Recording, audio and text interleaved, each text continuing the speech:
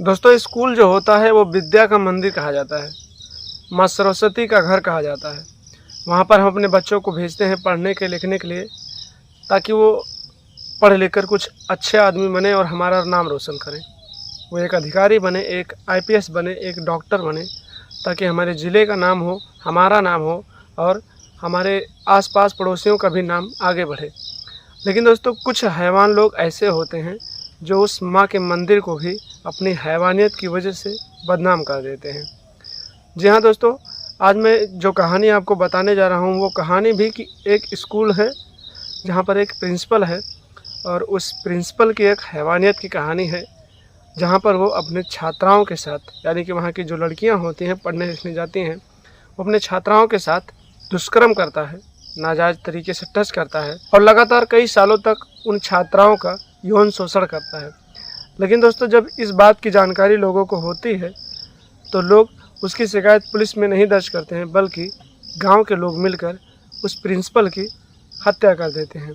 आखिर क्या है इस कहानी की पूरी सच्चाई दोस्तों, और क्या है उस प्रिंसिपल की हत्या के पीछे का राज, आपको वीडियो में आगे पूरी सच्चाई बताते हैं। लेकिन उससे पहले आप लोगों से दोस्तों वही रिक्वेस्ट फिर से करता हूँ कि आप लोग अगर चैनल पर नए हैं तो चैनल को सब्सक्राइब कर दें और वीडियो को एक लाइक ज़रूर कर लें।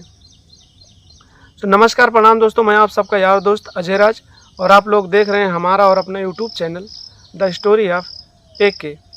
दोस्तों ये कहानी है उत्तर प्रदेश की। उत्तर प्रदेश में एक ज़िला लगता है सुल्तानपुर। उसी ज़िले में एक स्कूल था दोस्तों, जहाँ पर एक प्रिंसिपल पढ़ाया करता था। दोस्तों वहाँ पे बहुत सारे बच्चे आते थे, बहुत दूर दूर से बच्चे आते थे, बहुत सारी संख्या में बच्चे आते थे और वहाँ पे कुछ लड़कियाँ भी पढ़ने जाती थीं।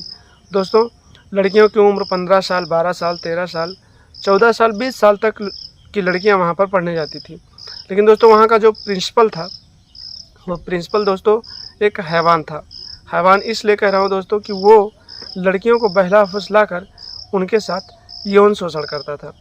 दोस्तों लड़कियों को पास करने का लालच देकर, उनको मैट्रिक में पास करने का लालच देकर या बहुत सारी चीज़ों का लालच देकर वो लड़कियों से दुष्कर्म करता था और ये बात किसी को भी ना बताने की धमकी देता था।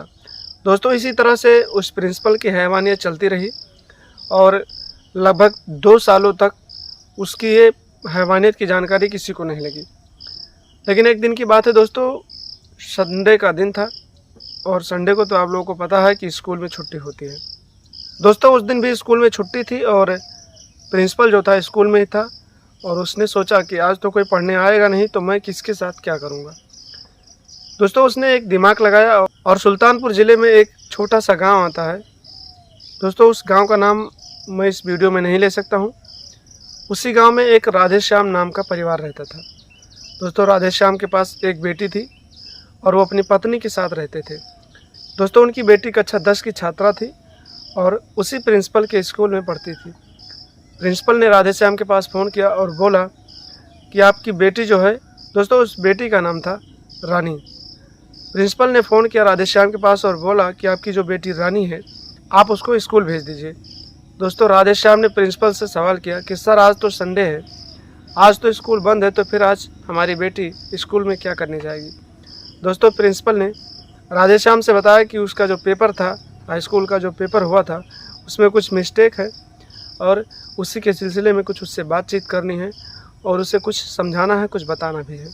दोस्तों राधेश्याम गांव के रहने वाले होते हैं, ज़्यादा पढ़े लिखे नहीं होते हैं, तो उनको इसके बारे में जानकारी नहीं होती है और वो अपनी बेटी रानी को स्कूल भेज देते हैं। बोलते हैं कि बेटी जाओ, तुम्हारे प्रिंसिपल फ़ोन किए हैं, शायद कोई काम है। दोस्तों रानी को भी नहीं पता था कि आज उसके साथ क्या होने वाला है। रानी नहा धोकर तैयार होकर बैग लेकर अपने स्कूल पहुंच जाती है। दोस्तों स्कूल में तो छुट्टी था, प्रिंसिपल पहले से ही गेट पे खड़ा था और जैसे ही रानी पहुंचती है वो गेट के अंदर उसे एंट्री करवाता है और अंदर से गेट लॉक कर देता है। दोस्तों रानी को वो अपने ऑफिस में ले जाता है और थोड़ी बहुत कुछ चीज़ें बताता है। उसके बाद उसे गलत तरीके से टच करने लगता है। दोस्तों जब उसे गलत तरीके से टच करने लगता है प्रिंसिपल, तो रानी इसका विरोध करती है और कहती है कि सर आप ये गलत कर रहे हैं। लेकिन दोस्तों प्रिंसिपल का तो रोज़ का वही काम था, किसी न किसी छात्रा के साथ इस तरह की हरकतें रोज़ करता था। दोस्तों उसने रानी को बताया कि अगर तुम मेरे साथ ऐसा नहीं करोगी तो मैं तुम्हें आने वाले एग्ज़ाम में फ़ेल कर दूंगा। दोस्तों रानी डर गई लेकिन फिर भी वो नहीं मानी और बोली कि सर आप मुझे फेल कर दो या कुछ भी कर दो, लेकिन ये आप गलत कर रहे हो। दोस्तों जब इतना विरोध रानी ने किया तो प्रिंसिपल ने कहा ठीक है तुम जाओ, लेकिन अब तुम अगले एग्ज़ाम में फेल हो जाओगी। दोस्तों प्रिंसिपल ने उस छात्रा को यही धमकी दिया और वो छात्रा जो थी वो भी अपने करियर के बारे में सोचने लगी और फिर उसने प्रिंसिपल के साथ कॉम्प्रोमाइज़ कर लिया। दोस्तों धीरे धीरे वो उस छात्रा के कपड़े उतारने लगा और फिर उसके साथ अपने हवस को जो अंजाम देने लगा दोस्तों, और फिर अपनी हैवानियत को पार करने लगा।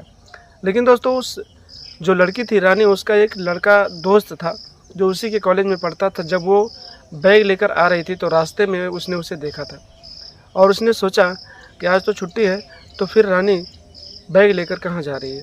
दोस्तों पीछे पीछे वो लड़का उस कॉलेज तक पहुँच गया था और उसने देखा था कि प्रिंसिपल ने अकेले रानी को स्कूल के अंदर एंट्री करवाया और फिर लगभग 1.5 घंटे से वो बाहर नहीं आई। दोस्तों वो लड़का जो था, ऑफिस का एक खिड़की था, उस खिड़की से उसने अंदर देखा तो अंदर का नज़ारा देखकर उसके पांव तले ज़मीन खिसक गई। उसने देखा दोस्तों कि प्रिंसिपल रानी के बदन के सारे कपड़े उतार चुका है और फिर उसके साथ कुछ ऐसी हरकत कर रहा है दोस्तों जो हैवानियत होती है। दोस्तों वो प्रिंसिपल ज़बरदस्ती उस लड़की के साथ हैवानियत कर रहा था और उस लड़के ने ये चीज़ देखकर अपने मोबाइल में एक वीडियो रिकॉर्ड कर लिया और वीडियो रिकॉर्ड करने के बाद वहाँ से चला गया। दोस्तों वो लड़का वहाँ से गया और गांव में इसकी जानकारी सभी को दे दी। उसने बताया कि यहाँ का जो प्रिंसिपल है वो अपने लड़कियों को, यानी जो उसके कॉलेज में पढ़ती हैं, उन लड़कियों के साथ यौन शोषण करता है और उनके साथ हैवानियत करता है। दोस्तों इस बात की खबर तो पूरे गांव में फैल गई, लेकिन गांव वाले इस बात को मानने को तैयार नहीं थे। तो उस लड़के ने बताया कि आज भी वो प्रिंसिपल अपने स्कूल में एक लड़की के साथ हैवानियत कर रहा है और उसका सबूत मेरे इस मोबाइल में है। दोस्तों वो लड़का वीडियो जो रिकॉर्ड करके आता है वो पूरे गांव वालों को दिखाता है और फिर पूरे गांव वाले लाठी डंडा लेकर उस कॉलेज में पहुंच जाते हैं। दोस्तों पूरे गांव वाले उस स्कूल को बाहर से घेर लेते हैं और जैसे ही रानी बाहर निकलती है और प्रिंसिपल बाहर निकलता है तो गांव वाले उसे घेर लेते हैं और पूछने लगते हैं कि आज संडे का दिन था तो आज तुमने इस छात्रा को स्कूल कॉलेज में क्यों बुलाया था। दोस्तों प्रिंसिपल कहता है कि कुछ काम था, इनका पेपर जो होने वाला है उसमें कुछ करेक्शन थे और कुछ जानकारी देनी थी, तो इसलिए मैंने इस लड़की को कॉलेज में बुलाया था। दोस्तों गांव वाले रानी से पूछते हैं कि क्या बेटा ये चीज़ सही है, तो रानी कुछ नहीं बोलती है और रोने लगती है। दोस्तों गांव वाले फिर उससे पूछते हैं कि बेटा तुम बताओ पूरी सच्चाई क्या है। दोस्तों रानी पूरी सच्चाई बताती है और बताती है कि इन्होंने मुझे फ़ोन करके बुलाया और जब मैं ऑफिस में गई तो ये मुझे गलत तरीके से टच करने लगे और फिर जब मैंने इसका विरोध किया तो इन्होंने मुझे फेल करने का धमकी दिया और फिर मुझे मजबूरी में अपने करियर को देखते हुए इनके साथ कंप्रोमाइज़ करना पड़ा और फिर इन्होंने मेरे साथ वह हैवानियत की है जो इस संसार में कोई किसी के साथ नहीं करता है।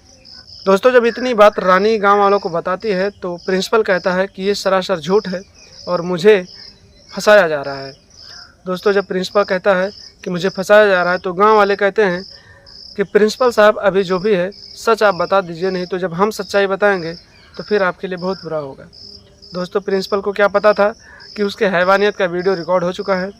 उसने लगातार एक ही चीज़ बोली कि नहीं मुझे फंसाया जा रहा है और मैंने इसके साथ ऐसा कुछ नहीं किया है। दोस्तों उसी बीच में गांव वाले उस लड़के को बुलाते हैं जिस लड़के ने ये वीडियो रिकॉर्ड किया था और फिर वो वीडियो प्रिंसिपल को दिखाते हैं तो प्रिंसिपल जो था डर गया। दोस्तों प्रिंसिपल जो था दोस्तों गांव वालों को पैर पड़ जाता है और बोलता है कि मुझे माफ़ कर दीजिए, मुझसे गलती हो गई और अब दोबारा ये गलती नहीं होगी। लेकिन दोस्तों गांव वाले इतने गुस्से में हो जाते हैं कि वो कहते हैं कि अगर आज इसे माफ़ कर दिया तो आगे भी यही करेगा। दोस्तों प्रिंसिपल से जब पूछा जाता है कि आज तुमने पहली बार ये चीज़ किया है या पहले भी ये चीज़ करते आ रहे हो, दोस्तों प्रिंसिपल पूरी कहानी गाँव वालों को बताता है। वो लगभग 2 सालों से इसी तरह से एक एक करके सभी छात्राओं के साथ दुष्कर्म करता है दोस्तों, यौन शोषण करता है और उनके साथ हैवानियत करता है। प्रिंसिपल का ये वीडियो, उसके बयान का वीडियो गांव वाले एक मोबाइल में रिकॉर्ड करते हैं और फिर प्रिंसिपल को मारने लगते हैं।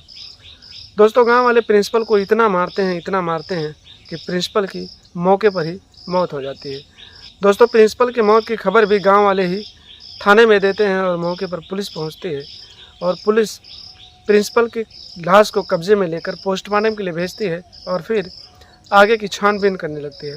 दोस्तों, जब पुलिस गांव वालों से पूछती है तो गांव वाले बताते हैं कि जो प्रिंसिपल था हर एक दिन हर एक लड़की के साथ दुष्कर्म करता था, यौन शोषण करता था और फिर उन्हें ब्लैकमेल करने की धमकी देकर चुप करवा देता था। और आज इसने रानी को भी उसी तरीके से कॉलेज में बुलाया और उसके साथ रेप किया, दुष्कर्म किया और फिर उसे फेल कर देने की धमकी देकर चुप करवा दिया था। लेकिन एक गांव का लड़का है, इसने इसके दरिंदगी का वीडियो बना लिया था, जिसकी वजह से पूरे गांव में आक्रोश फैल गया और पूरे गांव वालों ने इसको मौत के घाट उतार दिया। दोस्तों, पुलिस इतनी जानकारी लेकर थाने पहुंच जाती है और वहां पर किसी के खिलाफ कोई रिपोर्ट दर्ज नहीं होती है, लेकिन पूरे गांव वालों को थाने बुलाया जाता है। दोस्तों, जब पूरे गांव वाले थाने जाते हैं तो वहां पर एसपी साहब होते हैं और एसपी साहब पूछते हैं कि आखिर आप लोगों ने प्रिंसिपल को क्यों मार डाला। दोस्तों, गांव वाले भी एसपी साहब को भी वही चीज़ बताते हैं कि ऐसी ऐसी बात थी, इसीलिए हमने इसे मार डाला। दोस्तों, एसपी साहब इस बात को मानने को तैयार नहीं थे। उन्हें वीडियो दिखाया जाता है तो उन्हें थोड़ा बहुत तो विश्वास हो जाता है, लेकिन वो बोलते हैं कि उस बच्ची को भी बुलाओ जिसके साथ हैवानियत हुई है। दोस्तों, रानी को थाने बुलाया जाता है और फिर उससे पूछताछ होती है और उसके बाद उसका मेडिकल चेकअप करवाया जाता है। एसपी साहब कहते हैं कि इसका एक मेडिकल चेकअप चाहिए ताकि मैं आप सभी को बचा सकूं और आगे इसकी रिपोर्ट दे सकूं कि आखिर क्यों प्रिंसिपल की जान ली गई है। दोस्तों, रानी का मेडिकल चेकअप होता है और फिर उसमें पता चलता है कि लगभग 2 घंटे पहले किसी ने इसके साथ दुष्कर्म किया है। दोस्तों, मामला एकदम साफ हो जाता है कि रानी के साथ प्रिंसिपल ने हैवानियत की और इसी वजह से गांव वालों ने उस प्रिंसिपल को मौत के घाट उतार दिया। तो देखा आपने दोस्तों, एक प्रिंसिपल बच्चों को पढ़ाने के बहाने से उसके स्कूल में जो लड़कियां पढ़ती थीं उनको किसी न किसी चीज़ का डर देकर उनके साथ लगातार दुष्कर्म करता था, हैवानियत करता था, यौन शोषण करता था। लेकिन दोस्तों, एक दिन जब संडे के दिन उसने एक लड़की को बुलाया और फिर उसके साथ हैवानियत किया तो फिर उसका ये राज खुल गया और फिर गांव वालों को पता चला तो किस तरह से गांव वालों ने उसे जान से मार डाला। तो दोस्तों, मैंने आपको पहले बताया कि स्कूल को हम लोग विद्या का मंदिर कहते हैं और माँ सरस्वती का घर कहते हैं, लेकिन कुछ हैवान लोग ऐसे हैं जो अपनी हैवानियत की वजह से स्कूल कॉलेज को भी, माँ के मंदिर को, विद्या के मंदिर को, माँ सरस्वती के घर को भी बदनाम कर देते हैं। तो दोस्तों, ऐसे लोग आजकल भी हैं जो अभी भी ये चीज़ करते हैं, लेकिन उन चीज़ों की किसी को जानकारी नहीं है। दोस्तों, ऐसे लोगों से आप लोग सतर्क रहें, सावधान रहें और अपने घर की बहन बेटियों को स्कूल कॉलेज में भेजने से पहले उस स्कूल कॉलेज की जानकारी लें, उसके प्रिंसिपल कैसे हैं, उसके टीचर्स कैसे हैं और उनका व्यवहार क्या है और वो किस तरह से लड़कियों को किस नज़र से देखते हैं। दोस्तों, सावधान रहना और सतर्क रहना ज़रूरी है, क्योंकि आजकल कलयुग का ज़माना है, कोई भी किसी के भी साथ कुछ भी कर सकता है। तो दोस्तों, किसी भी कॉलेज में अपनी बहन बेटियों को भेजने से पहले एक बार उसकी जानकारी ज़रूर लें।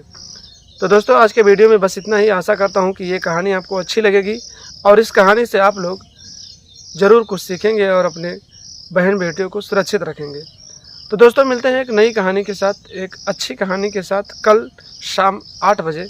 तब तक के लिए विदा चाहेंगे आप लोगों से और जाने से पहले वही रिक्वेस्ट फिर से करेंगे कि आप लोग जाने से पहले हमारे चैनल को एक सब्सक्राइब और वीडियो को लाइक ज़रूर करके जाना। सो नमस्कार, प्रणाम दोस्तों, जय हिंद, जय भारत, वंदे मातरम।